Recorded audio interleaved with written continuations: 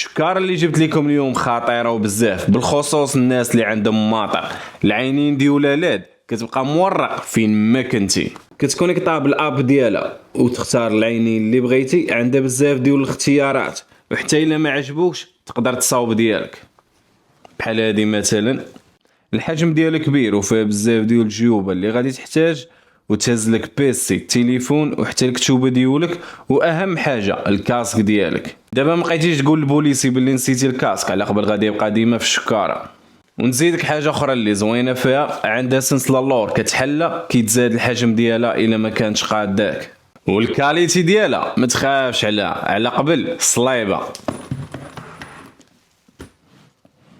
واخر حاجه، شفت شي فيديوهات كيكبوا عليها الماء وما كيطرى لها والو، انا بصراحه ما زعمتش عليها. جميل. والا باغي تعرف عليها اكثر غادي تلقاها في تيمو او اللينك ديالها هو هذا. سلام الخوت، نشوفكم من بعد.